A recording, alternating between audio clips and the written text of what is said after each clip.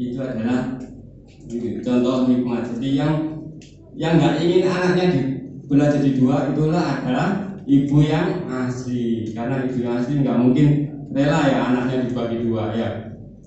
Nah itu adalah hikmat. Nah ma'rifat itu kalau kita zaman lama itu pengetahuan, ya, kepandaian.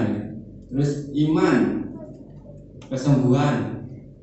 Jadi ada kuasa Roh Kudus memberikan kesembuhan.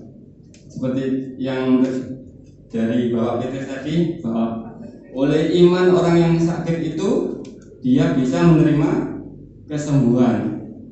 Terus mujizat. Jadi itu adalah 9 karunia Roh Kudus. Nah, Roh Kudus itu Tuhan memberikan kepada setiap orang yang percaya, yang hidupnya mau menurut firman Tuhan. Dan Roh Kudus itu didapatkan bukan karena kepandaian kita atau kesalahan kita, tetapi karena karunia dari Tuhan, anugerah dari Tuhan. Ya. Mau memberikan cerita tentang sebuah kesaksian ya. Ada seorang ibu ya, seorang ibu ini sudah lanjut ya, agak lanjut. Nah, dia punya anak. Nah, anaknya ini punya teman, ada ya. Anaknya punya teman. Terus dia dapat kabar bahwa teman dari anaknya ini sakit stroke, ada dia. Masih muda, stroke, tidak bisa berjalan. Nah, si anak ini dapat kabar bahwa ternyata sudah setahun lebih itu tidak bisa berjalan. Terus dia sampaikan ke ibunya, tolong temanku ini dibesui, dikunjungi gitu ya, dikunjungi. Nah, akhirnya ibu ini mengunjungi anak dari teman ini bersama dengan gembala sidangnya, juga beberapa jemaat gitu ya. Jadi, nah, kemudian mereka berdoa bersama-sama, mendoakan orang yang kena stroke ini tidak bisa berjalan, ada dia sudah lama, sudah setahun lebih gitu tidak bisa berjalan, jadi cuma di tempat tidur saja. Ya mandi semua dikerjakan di tempat tidur, tidak bisa berjalan. Nah, ketika mereka berdoa bersama-sama, si ibu ini dia digerakkan Tuhan untuk berdoa. Jadi sebenarnya kan ada acaranya ya kayak kebaktian gitu, ada ya, menyanyi, memuji Tuhan, firman Tuhan, terus nanti mendoakan yang sakit gitu.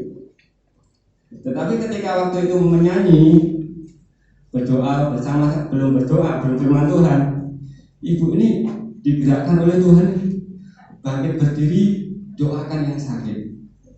Jadi sebenarnya, nah terus kemudian karena terus didorong oleh Roh Kudus begitu, ibu ini bangkit berdiri ada. Jadi yang lain duduk, ibu ini bangkit berdiri mendatangi yang sakit berdoa. Akhirnya semua yang ikut itu berdoa juga bersama-sama ya, berdoa bersama-sama. Udah selesai pulang ada ya. Apakah orangnya berjalan? Tidak ada ya, belum ya. Nah besoknya besoknya ibu ini didatangi oleh keluarga dari orang ini ya.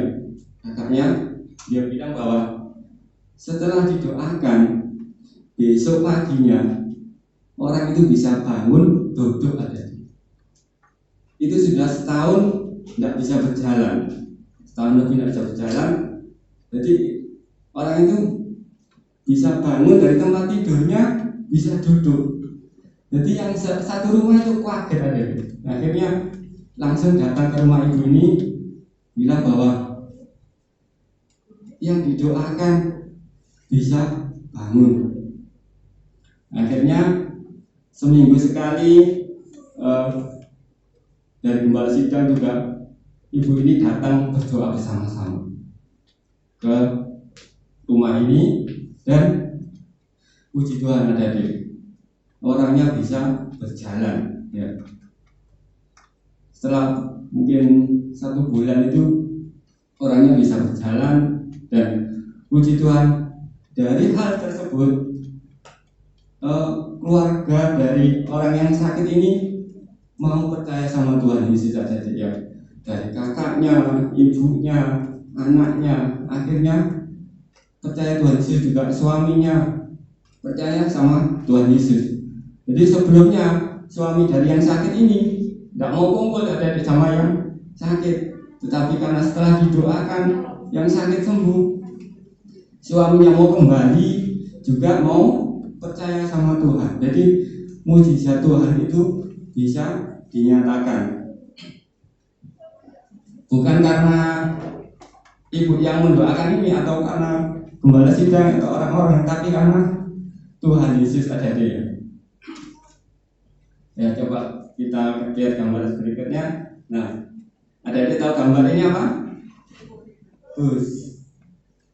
Bus itu penumpangnya banyak atau sedikit? Banyak. Tapi yang membawa cuma 1 orang. Wah, hebat ya, Pak sopirnya hebat ya.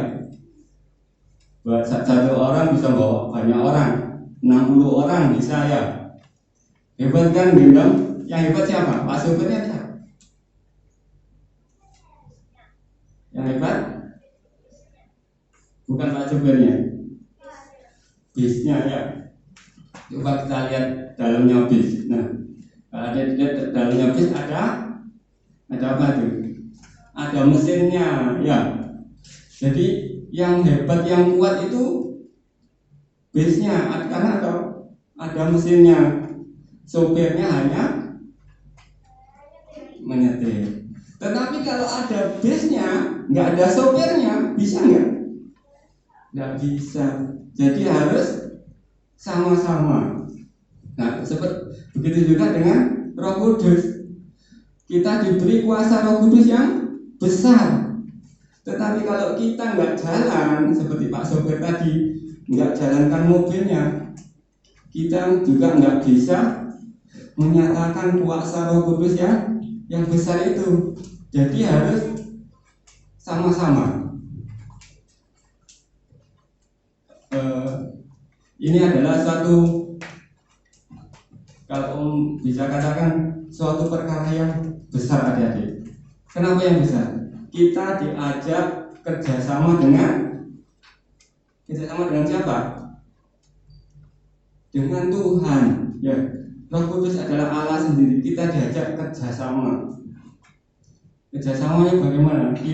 Roh Kudus itu mempunyai kuasa, tetapi kita juga harus bertindak dengan iman. Kalau kita tidak punya iman, Roh Kudus juga nggak bisa bekerja. Ya. Ada ayat yang bilang bahwa iman tanpa perbuatan adalah, ada hakikatnya mati ya. Om lupa ayatnya, cuma om ingat seperti itu kata-katanya. Jadi kita itu harus mempunyai iman. Kalau kita mempunyai iman dan Roh Kudus tinggal di dalam hati kita, memimpin hidup kita, kita akan diberi kuasa yang besar, kuasa dari Tuhan. Ada yang mau menerima kuasa dari Tuhan? Ya. Kita bersyukur sama Tuhan bahwa Tuhan Yesus itu menebus dosa kita, dan Tuhan Yesus naik ke surga supaya Roh Kudus itu turun dalam hati kita, memenuhi setiap hati kita, supaya apa? Hidup kita dituntun sesuai jalan firman Tuhan, dan kita menerima kuasa. Kuasa itu bukan untuk kita, bukan hanya untuk kita sendiri, tetapi untuk dibagikan ke orang lain. Jadi kalau ada adik punya temannya yang sakit, didoakan ya, karena kita sudah diberi kuasa. Kalau adik-adik menghadapi ujian, nah, ujian, kesulitan belajar, Tuhan bilang apa? Tadi ada kami yang kedua, yaitu marifat. Tuhan bilang, bila ada yang kekurangan hikmat, hendaklah ia meminta kepada Tuhan. Adik-adik berdoa. Tuhan menciptakan setiap kita itu punya keunikannya masing-masing ya. Jadi yang terakhir kita, nah ini ada ya. Ini pesan Tuhan bahwa di Kisah Para Rasul bahwa ketika kita menerima kuasa, membacakan lagi ya, kita baca sama-sama ayat yang terakhir ini bahwa kita mau ingat-ingat bahwa kita ini diberi kuasa untuk apa? Menjadi saksi. Bisa kita baca sama-sama? Ya, kita baca sama-sama ya. 1, 2. Kisah Para Rasul 1 ayat 8. Tetapi kamu akan menerima kuasa kalau Roh Kudus turun ke atas kamu, dan kamu akan menjadi saksiku di Yerusalem, di seluruh Yudea dan Samaria, dan sampai ke ujung bumi. Jadi kalau kita menerima kuasa Roh Kudus, kita akan menjadi saksi. Jangan lupa nanti siang jam 10 ada kepenuhan Roh Kudus lewat Zoom ya. Adik-adik bisa ikuti, berdoa bersama-sama, kita menerima dari Roh Kudus ya. Selanjutnya saya kembalikan ke Pak.